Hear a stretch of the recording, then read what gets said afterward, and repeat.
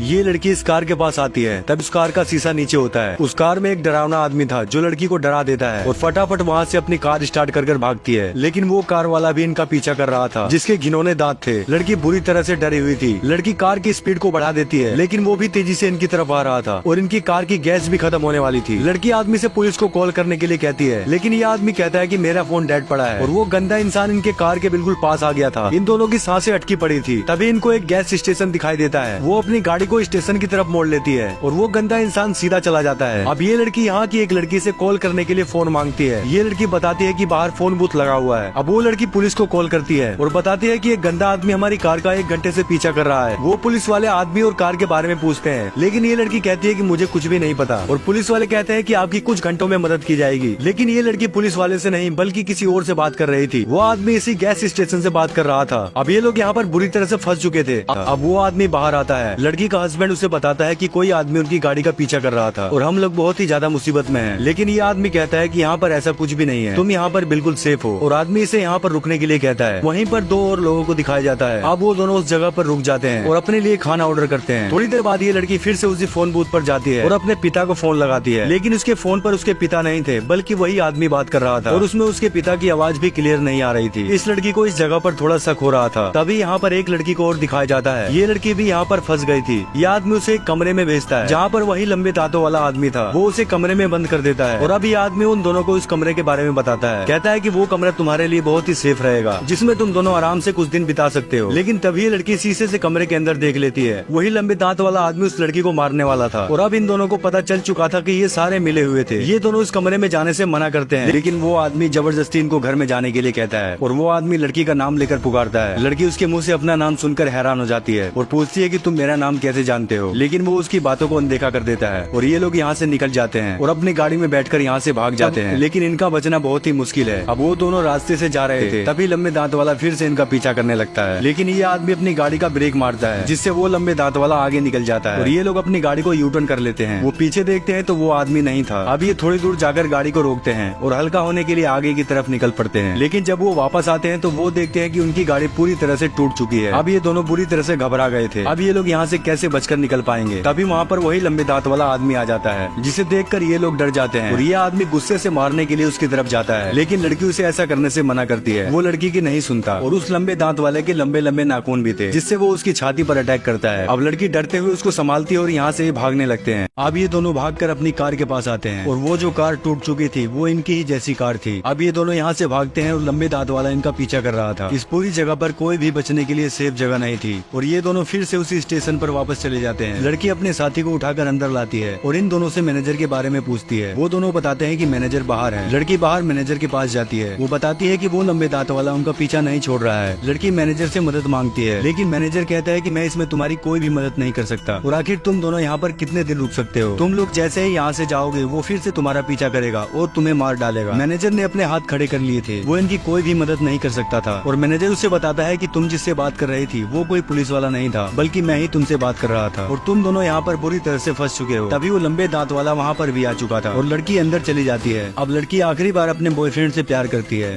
क्योंकि ये पल इनकी जिंदगी का आखिरी पल था और यहाँ से अपनी गाड़ी स्टार्ट कर चल देते हैं और इनके सामने वही लंबे दांत वाला आदमी था। वो इनकी गाड़ी को टक्कर मार देता है, जिससे